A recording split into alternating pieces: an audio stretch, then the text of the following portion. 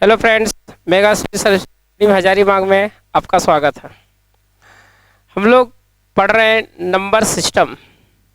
Number system में हम लोग दो टॉपिक कंप्लीट किए हैं। पहला problem based on unit digit और दूसरा प्रॉब्लम बेस्ड ऑन जीरो। उसी तरह से आज हम लोग नंबर सिस्टम का एक तीसरा टॉपिक के बारे में चर्चा करेंगे, जिसका नाम है प्रॉब्लम बेस्ड ऑन फैक्टर। ये भी सभी प्रतियोगी परीक्षाओं के लिए उपयोगी है। ऐसे हर चैप्टर हर कॉम्पिटिटिव एग्जाम के लिए उपयोगी होता है और हर चैप्टर का अपना एक अहम भूमिका होता है। कौन सा चैप्टर से कब क्वेश्चन पूछा जाता है उसका कोई फिक्स नहीं रहता है, इसलिए हम लोग को हर टॉपिक के बारे में जानना जरूरी होता है और हर टॉपिक को पढ़ना भी क्या होता है, जरूरी होता है। तो आज हम लोग देखते हैं प्रॉब्लम बेस्ड ऑन फैक्टर। इसमें कोई ज़्यादा थ्योरी है नहीं, थोड़ा बहुत खाली देख लीजिए।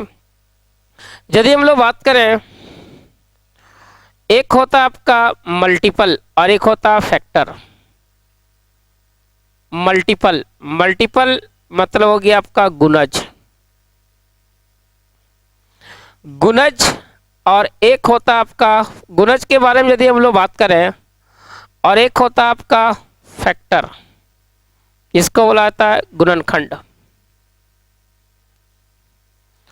ये आपका जो मल्टीपल होता है इसकी संख्या अनिश्चित होता है और फैक्टर की संख्या निश्चित होता है। जैसे हम लोग बात करें कि कोई पार्टिकुलर नंबर ले लेते हैं, जैसे हम लोग 3 का गुणज बात करें, 3 का गुणज, तो 3 का गुणज वो सारा नंबर होगा जो 3 से कटेगा। तो इसका प्रारंभ जो होगा वो कहाँ से होगा, 3 से। 3 के बाद 6, 6 के बाद 9, 9 के बाद 12, डॉट डॉट डॉट ये जाएगा आपका कहाँ तक, इन्फिनिट तक। इसको हम लोग बोलेंगे मल्टीपल। एक होता है आपका फैक्टर जैसे हम लोग बात करें 30 का फैक्टर का हम लोग बात करें, 30 का फैक्टर, तो 30 के कितने फैक्टर्स हैं?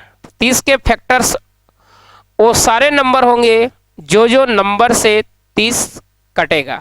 जैसे 1 से कटेगा, 2 से कटेगा, 3 से कटेगा, 4 नहीं 5 से कटेगा, 6 से कटेगा, 7 नहीं, 8 नहीं, 9 नहीं, 10 से कटेगा, फिर 11 नहीं, 12 नहीं, 13 नहीं, 14 नहीं, 15 से कटेगा, 16 नहीं। अब सीधा जो है 15 के बाद आपका क्या होगा, 30।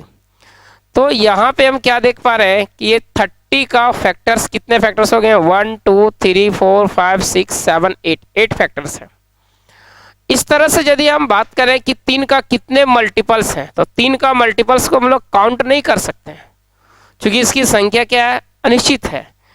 और हम लोग 30 का फैक्टर्स यदि पूछा जा रहा है तो इसको हम लोग काउंट कर ले रहे हैं, इसीलिए काउंट कर पा रहे हैं कि इसकी संख्या निश्चित है।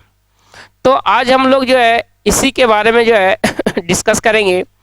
इसमें बहुत तरह तरह से प्रश्न आता है। जैसे कोई भी पार्टिकुलर नंबर दे दिया जाएगा, इसमें पूछा जाएगा आपको नंबर ऑफ प्राइम फैक्टर्स कितने हैं, नंबर ऑफ टोटल फैक्टर्स कितने हैं, नंबर ऑफ इवन फैक्टर्स कितने हैं, नंबर ऑफ ऑड फैक्टर्स कितने हैं।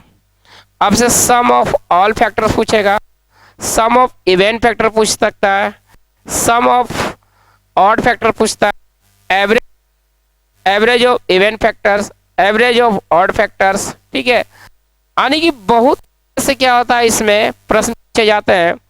तो हम लोग एक एक करके जो है जिस टाइप से प्रश्न पूछा गया है और पूछने की संभावना है, सारा हम लोग एक एक करके करेंगे। जैसे यदि हम लोग बात करें, अभी आपके बोर्ड में जो है वो क्वेश्चन नंबर 1, यहाँ पे देखो इस टाइप का एक क्वेश्चन पूछता है और ये लगातार पूछता है।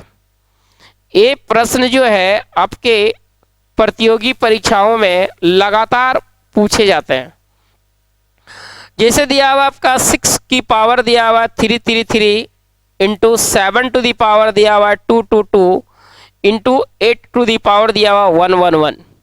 इसमें बोला जा रहा है अभाज्य गुणनखंडों की संख्या ज्ञात करें। वही लिखा हुआ how many number of prime factors in इसमें अभाज्य गुणनखंडों की संख्या ज्ञात करें। मतलब ये जो आपके पास दिया हुआ है नंबर सारा दिया हुआ है, इसमें टोटल प्राइम फैक्टर्स कितने हैं वो आपको निकालना है। तो सबसे पहले क्या करते हैं, हम आपको अपने से एक इस टाइप का क्वेश्चन लिख करके समझाने का प्रयास करते हैं, उसके बाद फिर इसको समझाएंगे, फिर एक दो क्वेश्चन और करवाएंगे, उसके बाद इसके जैसा जो है आप लोग को होमवर्क देंगे ताकि आप प्रैक्टिस कर सकें, जिससे आप आने की जो है वो बातें हो जाए।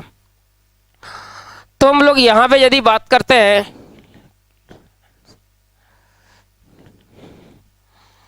यहाँ पे हम वन के जैसा, वन नहीं लिख रहे हैं, वन के जैसा लिख रहे हैं, वन के जैसा एक प्रश्न लिख रहे हैं।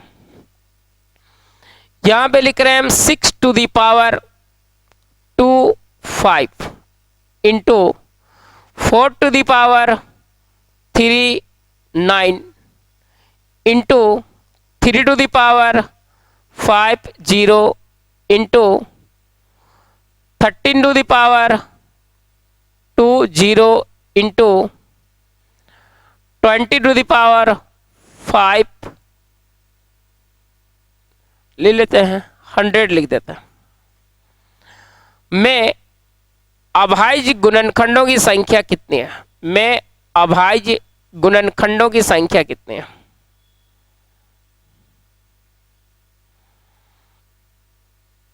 मतलब हम लोग को क्या निकालना है, शुद्ध रूप से ये समझ जाएंगे। इसमें हम लोग को निकालना है नंबर ऑफ प्राइम फैक्टर्स कितने हैं। तो जो भी नंबर है सबसे पहले उसको क्या करेंगे, हम लोग इसका प्राइम फैक्टराइजेशन करेंगे। जैसे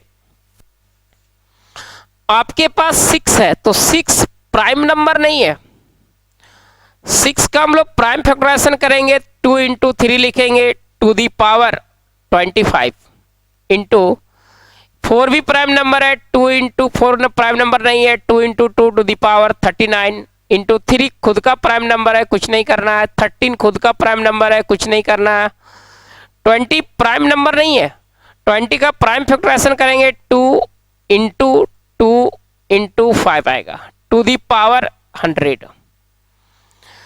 अब इसीलिए number of prime factors equal to जो होगा क्या होगा, यहां पे देखिए कितने प्राइम नंबर्स है, 1 1 2 2 इंटू 25 प्लस 1 1 कितना हो जाएगा 2 2 इंटू 39। यहां पे कितने प्राइम नंबर्स है 1 1 इंटू क्या करेंगे 50 प्लस यहां भी कितने प्राइम नंबर है 1 1 इंटू क्या करेंगे 20 प्लस यहां कितने प्राइम नंबर है 1 2 3 3 इंटू क्या करेंगे 100। अब यदि हम लोग आगे की बात करें तो 25 2 जा 50 प्लस 39 2 जा 78 प्लस 51 जा 50 प्लस 21 जा 20 प्लस 300 3 जा हो जाएगा आपका 300। यदि हम लोग सबको ऐड कर दें तो 8 हो जाएगा, 2 और 5 7 और 7 14 14 और 5 19 का 9 बैलेंस 1 3 और 1 4 यानी 498 यानी इसमें टोटल प्राइम फैक्टर्स 498 है। तो इसका आंसर हो जाएगा 498। इसका आप स्क्रीनशॉट ले लीजिए।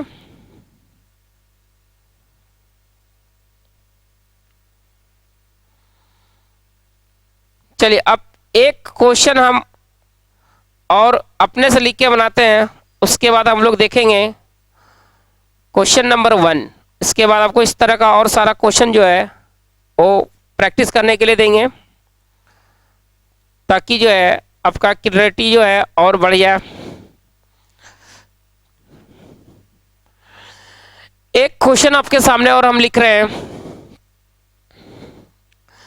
8 to the power 15 into 12 to the power 24 into 35 to the power 35 into 60 to the power 80 में अभाज्य गुणनखंडों की संख्या कितनी है। तो हम लोग 8 का प्राइम फैक्टराइजेशन करेंगे 2 into two into to the power हो जाएगा 15 इंटू हो जाएगा आपका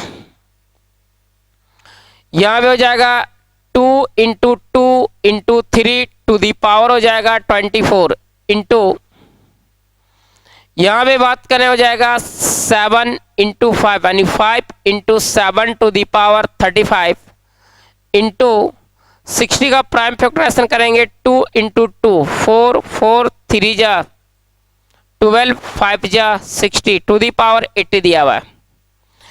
अब यहां पे लिखेंगे number of prime factors equal to जो होगा वो आपका यहां पे कितने प्राइम नंबर्स है 1 2 3 3 into 15 plus 1 2 3 3 into 24 plus 1 2 2 into 35 plus 1 2 3 4 4 into 80 84 या 32 320 35 2 जा 70 24 3 जा 72 15 3 जा 45।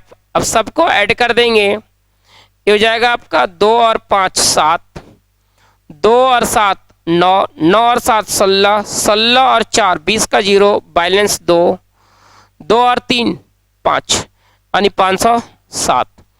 उम्मीद करते हैं कि आपको एक क्वेश्चन समझ में आ गया होगा। अब आपके सामने जो स्क्रीन पर ये क्वेश्चन दिख रहा है क्वेश्चन नंबर 1 हम उसको बनाते हैं। उसके बाद आपको इस टाइप का बहुत सारा हम क्वेश्चन देंगे होमवर्क के रूप में देंगे। तो चलते हैं हम लोग आगे की ओर।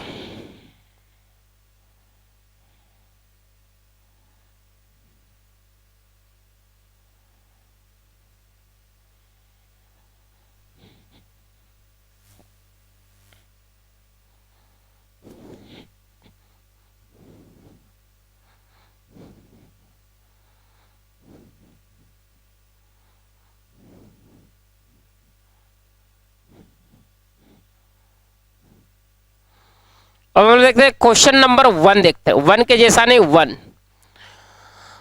में जो आपका दिया हुआ है वो दिया हुआ है 6 to the power 3 3 3 into 7 to the power 2 2 2 into 8 to the power 1 1 1।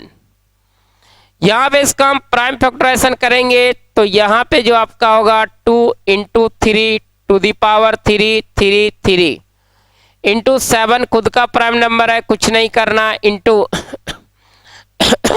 8 को हम लिखेंगे 2 into two into to the power 1 1 1।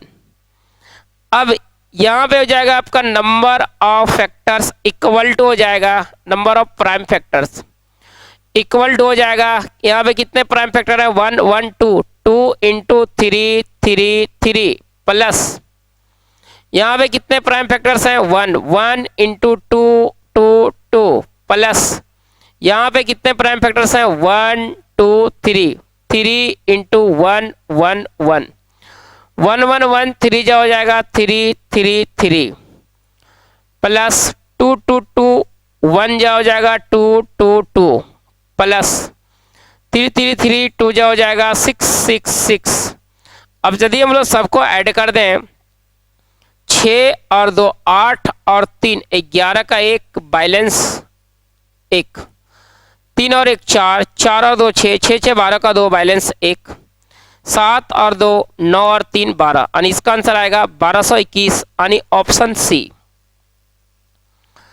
तो इस तरह से उम्मीद करता हूं कि आपको बातें समझ में आ गया होगा। अब इस टाइप का यदि क्वेश्चन आपको मिले तो आप इसको आसानी से सॉल्व कर सकते हैं।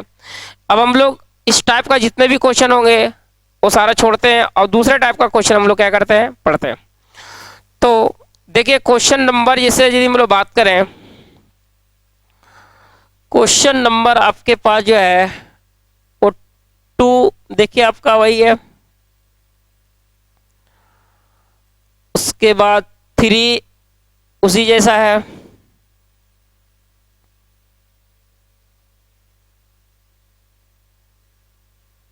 4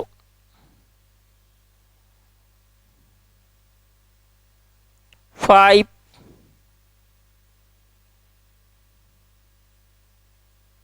6 7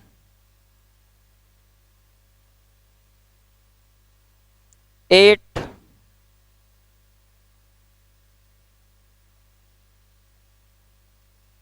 9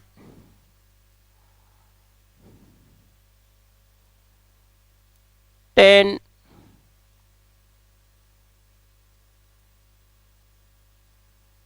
11 12 13 14 15 16। अब देखिए 15 क्वेश्चन आपके एक जैसे थे। हम कोशिश करेंगे कि आपका जो है सारे क्वेश्चन का पीडीएफ जो है वो ऐप में हम डलवा देंगे। आप वहाँ से आसानी से जो है आपको बनाने में क्या होगा, सुविधा होगा, तो वहाँ से आसानी से आप देख करके उसको बना सकते हैं। देखते हैं अब जितना आज क्लास लेंगे जितना दूर तक उतना दूर तक का पीडीएफ जो है आज हम आपको भिजवा देंगे। अब क्वेश्चन नंबर यदि हम लोग बात करें 16, यहाँ पे दिया हुआ 4200 के सभी गुणनखंडों की संख्या ज्ञात करें। देखिए कोई भी आपके पास पार्टिकुलर नंबर दिया रहेगा, इसमें पूछा जाएगा नंबर ऑफ फैक्टर्स, यानी टोटल नंबर ऑफ फैक्टर्स क्या है। जैसे अभी हम देखे थे 30 का हम लोग फैक्टर निकाले थे। तो सबसे पहले हम लोग क्या करते हैं, एक छोटा नंबर लिख के देख लेते हैं और एक छोटा नंबर हम लोग ले करके देखेंगे, उसमें हम लोग लिख करके निकालेंगे कितने इसके फैक्टर्स हैं। उसके बाद हम लोग बाय प्रोसेस निकालेंगे। इससे हम लोग को ये पता चल जाएगा कि हम लोग जो प्रोसेस को यूज कर रहे हैं वो आप सही है या गलत है। तो सबसे पहले यदि हम लोग बात करें, हम लोग 60 लिखते हैं। 60 एक नंबर है, इसके टोटल कितने फैक्टर्स हैं। तो इसके निकालने के लिए क्या करते हैं, हम 1 बाय 1 इसके फैक्टर्स को लिखते हैं।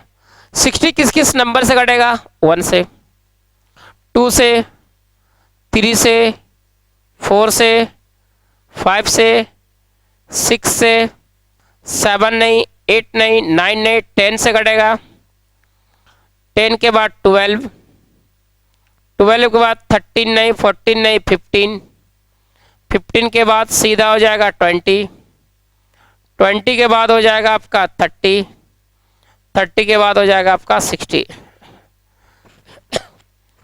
तो यदि हम लोग बात करें तो 60 के टोटल फैक्टर्स कितने हो गए, 1 2 3 4 5 6 7 8 9 10 11 12, यानी टोटल इसके 12 फैक्टर्स हैं। अब इसको हम लोग प्रोसेस से कैसे निकालेंगे वो देखिए। इसके बाद नंबर कितना भी बड़ा रहेगा उसको हम लोग इस प्रोसेस से सारा निकाल लेंगे। जो भी नंबर आपके पास दिया रहेगा सबसे पहले उसका प्राइम फैक्टराइजेशन करेंगे। 2 से काट दो 30, 2 से काट दो 15, 3 से काट दो 5, अब यहां 5 से काट दो कितना गया 1। आपके पास मिला क्या, 2 to the power 2 into 3 to the power 1 into 5 to the power 1। तो देखो नंबर ऑफ फैक्टर्स निकालने के लिए क्या किया था, नंबर ऑफ फैक्टर्स निकालने के लिए पावर में एक जोड़ दिया था। ऐसे 2 है तो 2 और 1 क्या करोगे 3, 1 है तो 1 प्लस 1 क्या करोगे 2, और फिर 1 है 1 प्लस 1 क्या करोगे 2, यानी कि 3 2 जा 6 2 जा कितना गया 12। लेकिन सवाल ये है कि यदि हम लोग को सिर्फ नंबर ऑफ फैक्टर्स निकालना होगा तो हम लोग पावर में 1 जोड़ देते हैं। ये बिना कारण जाने हुए यदि जोड़ देंगे तो कोई दिक्कत नहीं है, लेकिन जैसे ही क्वेश्चन हम लोग आगे बढ़ेगा तो उस समय आपको ये जानना पड़ेगा कि वो 1 जो जुट रहा है वो क्या है। तो उसको पहले हम लोग यहाँ पे सीख लेते हैं कि 1 जोड़ते क्यों हैं। तो यहाँ पे पहले इसको देख लीजिए कि 2 की पावर 2 है, इसके कौन कौन से फैक्टर हैं। 2 की पावर 0 भी इसके फैक्टर हैं, 2 की पावर 1 भी इसके फैक्टर है, 2 की पावर 2 भी इसके फैक्टर है, 3 की पावर 0 भी इसके फैक्टर है, 3 की पावर 1 भी इसका फैक्टर है। 5 की पावर 0 भी इसका फैक्टर है, 5 की पावर 1 भी इसका फैक्टर है। तो देखिए जो सबके फैक्टर में आपका 2 की पावर जो 0 दिख रहा है, 3 की पावर 0 दिख रहा है, 5 की पावर 0 दिख रहा है, यही सब में एक क्या होता है, ऐड होता है। क्योंकि आपको पता है कि कोई भी नंबर जो होता है वो एक से क्या होता है, कट जाता है, और किसी भी नंबर पर पावर 0 लगाने से उसका वैल्यू क्या हो जाता है, 1 हो जाता है। तो इसीलिए एक जो हम लोग जोड़ते हैं वो 2 की पावर 0 होता है, 3 की पावर 0 होता है, 5 की पावर 0 होता है। अब नंबर ऑफ फैक्टर्स बराबर, देखिए यहाँ पावर 2 है, हम लोग एक जो बढ़ा के लिखते हैं 3, 1 2 3 फैक्टर हुआ, यहाँ पे 1 और 1 2 फैक्टर हो गया, 1 और 1 2 फैक्टर हुआ, 3 2 जा 6, 2 जा कितना हो गया, 12 हो गया। तो अब जब हम लिखेंगे तो डायरेक्ट पावर में 1 बढ़ा करके लिखेंगे, तो अब पावर में 1 क्या बढ़ता है वो आपको समझ में आ गया होगा। तो यदि हम लोग बात करें, एक और क्वेश्चन अपने से लिखते हैं और अपने से लिख करके बनाते हैं। इसके बाद आपके पास जो है एक दिया हुआ क्वेश्चन नंबर 16 42 उसको बना लेंगे, उसके बाद इसके जैसा आपको फिर होमवर्क दिया जाएगा।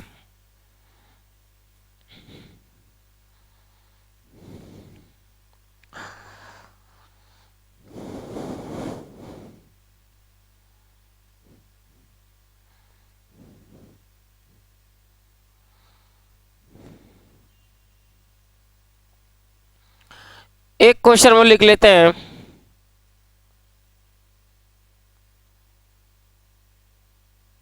560 के कितने फैक्टर्स हैं।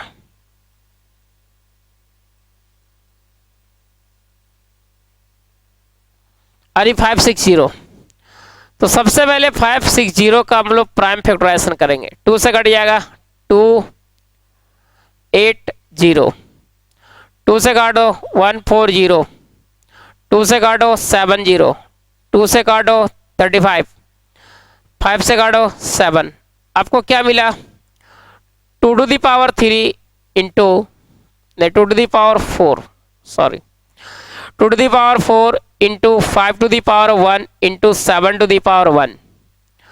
इसीलिए number of factors equal to 4 है तो एक बढ़ा कर क्या लिखोगे 5, 1 है तो एक बढ़ा के क्या लिखोगे 2, फिर 1 है बढ़ा के क्या लिखोगे 2, 5 2 जा 10, 2 जा कितना होगा 20, यानी कि 560 के टोटल 20 फैक्टर्स हैं। अब हम लोग एक देखेंगे 4200 के कितने फैक्टर्स हैं। क्वेश्चन नंबर 1,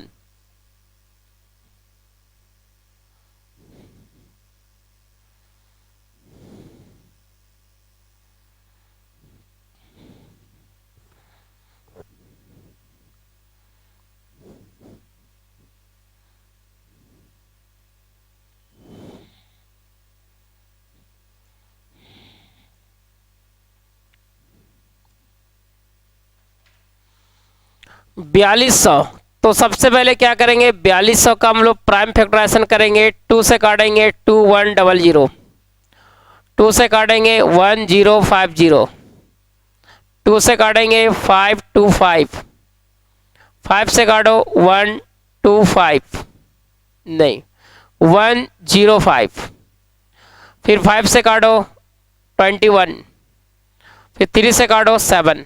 तो आपके पास क्या आ गए 2 to the power 3 into 5 to the power 2 into 3 to the power 1 into 7 to the power 1। अब यहाँ पे निकालेंगे number of factors equal to power 3 है बढ़ा के लिखो 4, 2 है तो 3 लिखोगे, 1 है तो 2 लिखोगे और 1 है तो 2, 4 3 जा हो जाएगा 12, 12 2 जा 24, 2 जा 48, यानी कि 4200 में नंबर ऑफ फैक्टर्स जो है 4200 के टोटल फैक्टर्स कितना है 48। ऑप्शन क्या आएगा डी। तो उम्मीद करता हूं कि इस टाइप के प्रश्न जो है आपसे बन जाएगा, इसमें कोई दिक्कत नहीं होना चाहिए। अब देखते हैं इस टाइप के जितने भी प्रश्न होंगे सब आपके लिए हम छोड़ते हैं, पीडीएफ के रूप में हम ऐप में सारा डलवा देंगे। आप सारा जो क्वेश्चन है प्रैक्टिस कर लेंगे। तो हम लोग नेक्स्ट क्वेश्चन की ओर बढ़ते हैं। जैसे हम लोग बात करें 17 आपका वही है 18, 19, 20, 21, 22, 23, 24, 25, 26, 27, 28, 29, 30। अब देखिए 30 क्वेश्चन आपका वही है। इस बार CHSL में जो है वो एक क्वेश्चन पूछा था, ये भी क्वेश्चन हम जो है वो आपको यही समझा देते हैं। जैसे यहाँ पे दिया हुआ what is the total number of factors of the number 720 excluding factors 1 and 720। यहाँ पे यदि हम आपको ये बोल दें, जो बोर्ड में हम क्वेश्चन बनाए हैं, यदि आपको ये बोल दें कि what is the total number of factors of the number 4200 excluding factors 1 and 4200, यानी संख्या 4200 के गुणनखंडों 1 और 1 और 4200 को छोड़कर कुल गुणनखंडों की संख्या कितनी है। तो यदि हम लोग इसमें बात करें तो 4200 के टोटल फैक्टर्स कितने आ गए? 48। अब इसमें से एक्सक्लूड करना है 1 और 4200, यानी कितना फैक्टर हटा देना है? 2। तो नंबर ऑफ जो होगा आपका रिक्वायर्ड फैक्टर जो आपका होगा वो क्या होगा? 48 में से 2 क्या करेंगे? घटा देंगे, यानी कितना आ जाएगा आपका? 46 आएगा। तो इसी तरह से वहां पे हम लोग करेंगे, जैसे बोला रहा 720 के गुणनखंडों में 1 और 720 को छोड़कर कुल गुणनखंडों की संख्या कितनी है। तो आप क्या करोगे? 720 का नंबर ऑफ फैक्टर्स निकाल लोगे, जितने नंबर ऑफ फैक्टर्स आएंगे उसमें से एक्सक्लूड कर देना है 1 और 720, यानी 2 फैक्टर वहां से एक्सक्लूड कर देना है, रिमूव कर देना है। जैसे मान लो कि आ गया 40, तो 40 में 2 माइनस कर देना, 38 बचेगा, यानी जो भी आएगा उसमें से आपको 2 फैक्टर वहां से रिमूव कर देना है, जो बचेगा वो आपका क्या होगा? आंसर होगा। तो ये भी आप कर लोगे। 30 के बाद आपके पास 31 है, 32। अब यहां पे बोला जा रहा है क्या? निम्नलिखित में से कौन सी संख्या के गुणनखंडों की संख्या सम संख्या होगी। यहां आपका एक अलग टाइप का क्वेश्चन आ गया कि निम्नलिखित में से कौन सी संख्या के गुणनखंडों की संख्या सम संख्या होगी, यानी कि यहां आपके पास 4 ऑप्शन दिया हुआ है। 4 ऑप्शन दिया हुआ है, इसमें से बोला जा रहा है कि ये बताइए कि चारों में यदि हम नंबर ऑफ फैक्टर्स निकालेंगे, तो चारों में नंबर ऑफ फैक्टर्स निकालेंगे तो कौन सा ऑप्शन में नंबर ऑफ फैक्टर्स जो होगा वो इवन में निकलेगा। इवन मतलब 2 या 4 या 6 या 8 या 10। तो यहाँ पे इसको बनाने से पहले आपको जो है हम कुछ बातें समझाना चाह रहे हैं, उसी में से आपका जो है एक क्वेश्चन बन जाएगा। तो पहले मेरी बातों को आप पहले समझिए।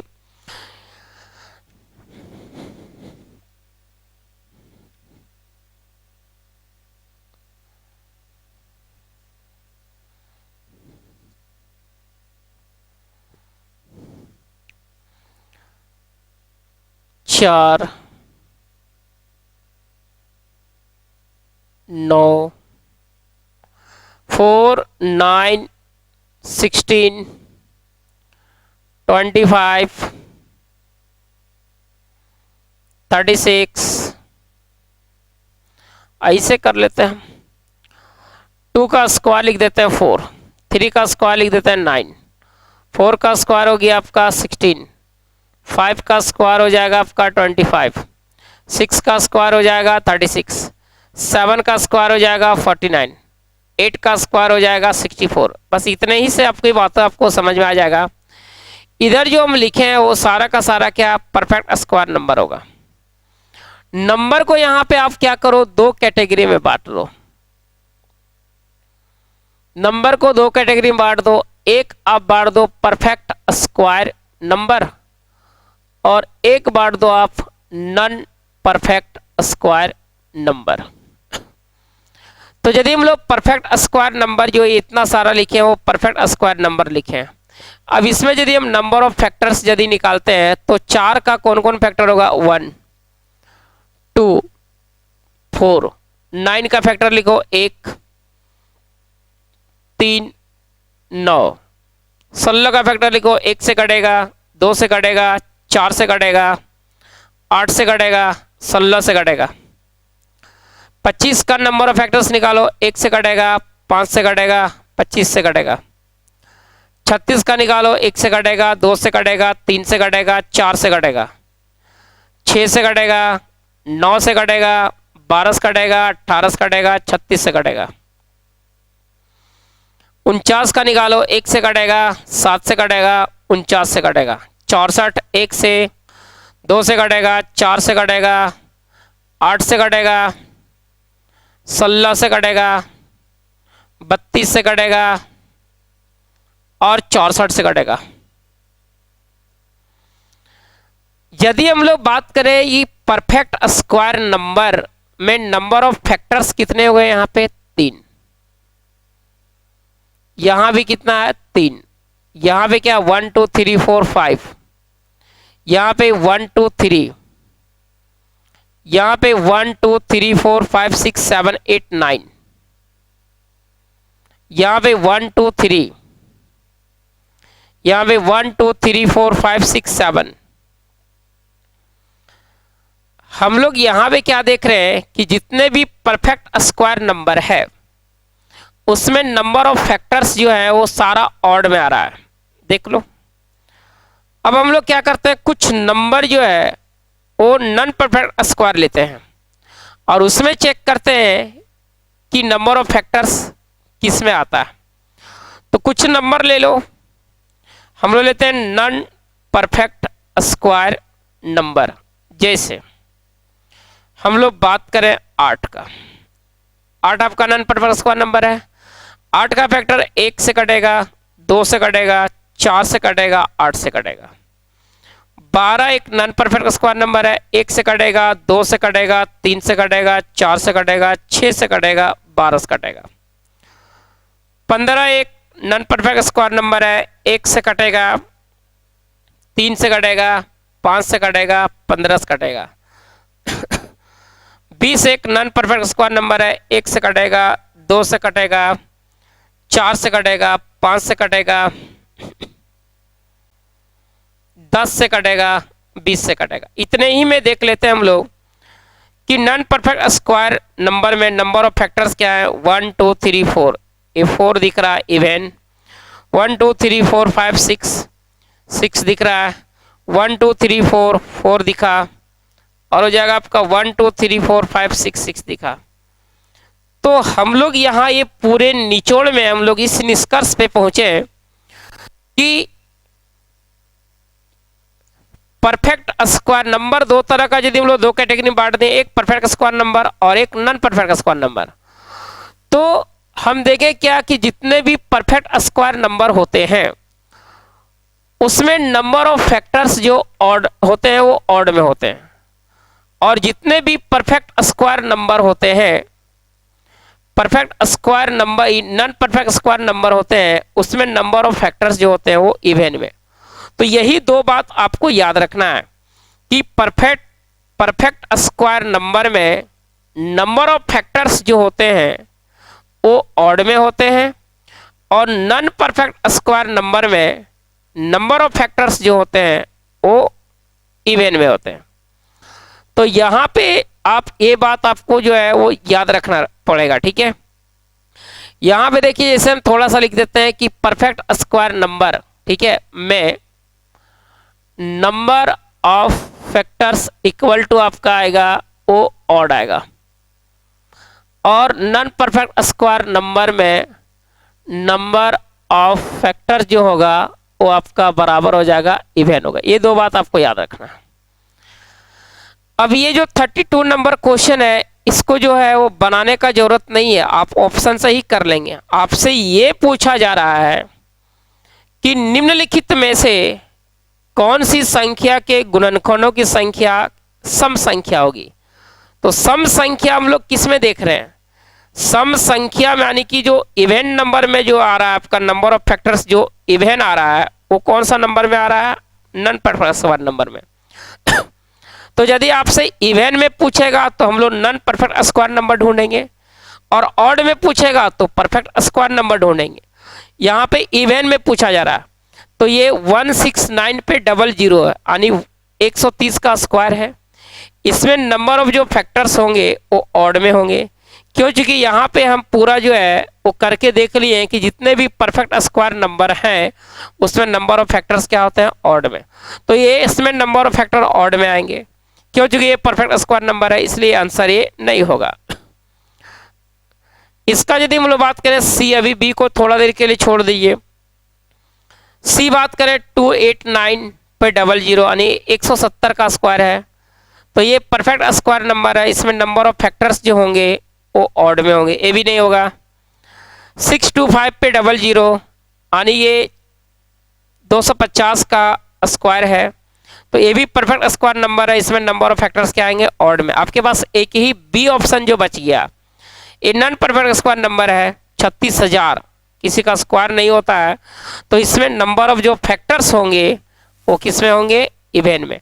तो इवन में बोला जाएगा तो नॉन परफेक्ट स्क्वायर नंबर ढूंढना है, और ऑड में बोला जाएगा तो परफेक्ट स्क्वायर नंबर ढूंढना है। नेक्स्ट क्वेश्चन,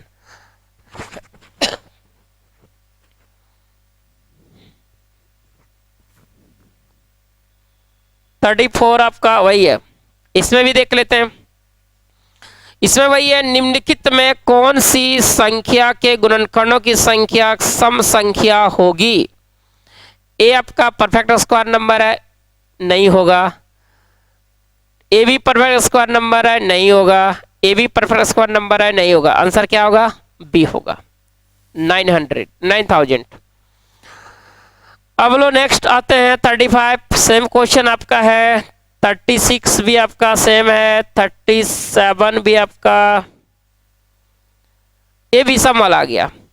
बोला निम्नलिखित में से कौन सी संख्या के गुणनखंडों की संख्या विषम संख्या होगी, यानी कि ऑड में ढूंढना है। देखो यहाँ पे number of odd factor, number of जो है ऑड फैक्टर जो किस में आ रहा है, नंबर ऑफ ऑड फैक्टर आ रहा है आपका परफेक्ट स्क्वायर नंबर में। तो यदि आपसे ऑड पूछा जाएगा तो हम लोग क्या करेंगे, परफेक्ट स्क्वायर नंबर ढूंढेंगे। तो 620 किसी का स्क्वायर नहीं है, यानी कि इसमें नंबर ऑफ फैक्टर्स जो है वो किस में मिलेंगे, इवन में। इसमें भी नंबर ऑफ फैक्टर्स मिलेंगे इवन में, इसमें भी नंबर ऑफ फैक्टर्स मिलेंगे इवन में। क्यों, चूंकि ये सारे जो नंबर्स जो हैं बी सी डी वो परफेक्ट स्क्वायर नंबर नहीं है। 100 आपका परफेक्ट स्क्वायर नंबर है, इसमें नंबर ऑफ फैक्टर्स मिलेगा ऑड में, तो आंसर क्या होगा आपका 100 होगा। नेक्स्ट क्वेश्चन का यदि हम लोग बात करें 38 आपका वही है, बना लोगे। 39 40 में अब देखिए लास्ट टाइप आपका यही होगा। इसके बाद हम लोग नेक्स्ट जो है इसका पार्ट 2 पढ़ेंगे। चलिए 40 नंबर देखते हैं।